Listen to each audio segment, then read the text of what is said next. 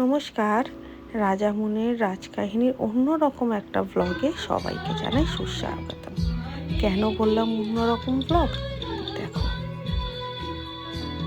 কিছু বুঝতে পারছো কিনা আমাকে জানিও, আর না বুঝতে পারলে আমি আছি।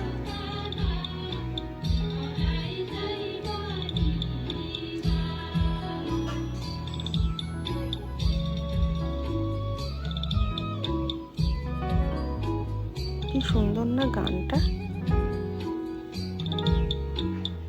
আর সাথে ব্যালেন্সটাও, মাথায় ঘুটি নিয়ে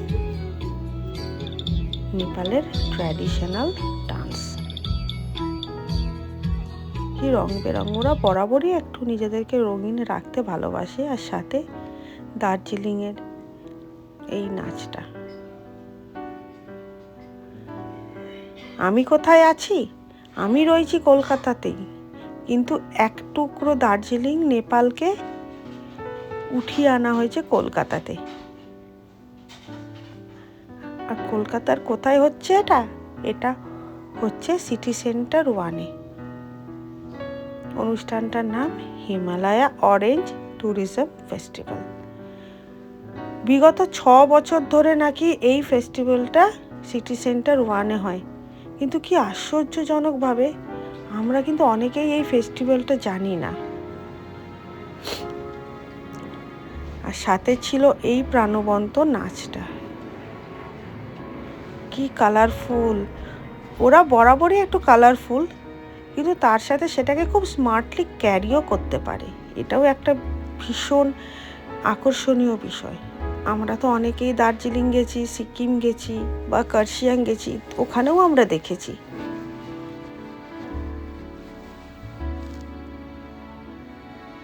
কি সুন্দর নাচছে, তাই না? শুধু নাচলে হবে বা গাইলে হবে?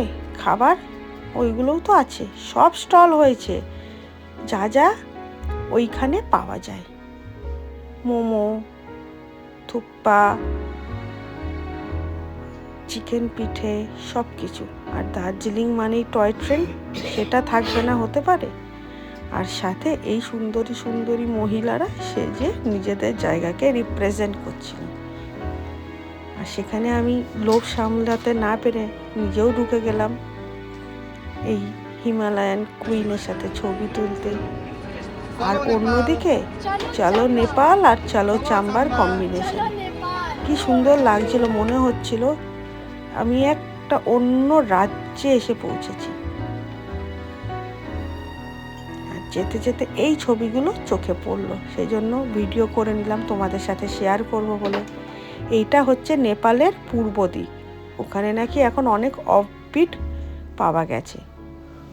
ওনারা সব বলছিলেন যে আপনারা তো নেপাল ঘুরেছেন, কাঠমান্ডুর ওই দিকটা, কখনো একবার ইস্ট দিকটা আসবেন, দেখবেন খুব ভালো লাগবে। হয়তো তাই। আর ইনি হলেন হিমাচলি। কি সুন্দর না দেখতে! আর সাথে ছিল কমলা লেবু, অ্যাপ্রিকট, কিউই, সেসব ফল এবং জুস। আমি এই ফেস্টিভ্যাল প্রথমবার দেখলাম এখানে। মনে যে দার্জিলিং যাওয়ার একটা সুপ্ত বাসনা হয়েছিল, কিন্তু যেতে পারিনি, এখানে এসে সেই যন্ত্রণাটা একটু হলেও কম হয়ে গেল। আর এর জন্য অতি অবশ্যই ধন্যবাদ জানাবো প্রিন্সকে।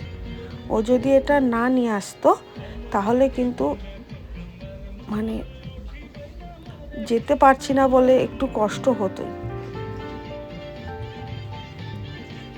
তাহলে এই নতুনত্ব ব্লগটা কেমন লাগলো আমাকে অতি অবশ্যই কমেন্টে জানিও। ব্লগটা এখানেই শেষ করছি, কারণ আমিও একটু ঘুরে দেখি, খাই, টেস্ট করি ওদের খাবার। কেননা কলকাতাতে তো আর ওদের মতো খাবার পাওয়া যায় না।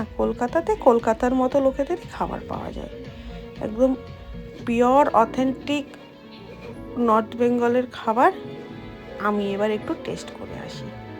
আর যতক্ষণ না পরের ব্লগটা নিয়ে আসছি, সবাই সুস্থ থেকো, সুরক্ষিত থেকো। আর এই ব্লগটা যদি ভালো লাগে একটা লাইক, কমেন্ট, শেয়ার করে দিও আর সাবস্ক্রাইব করো। চলো যাই তাহলে। পুরোটা ঘুরে দেখি।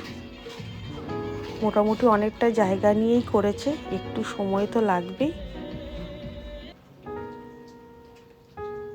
আবার আসবো অন্য কোনো দিন রাজামনের রাজকাহিনীতে অন্য কোনো ব্লগকে নিয়ে। টাটা।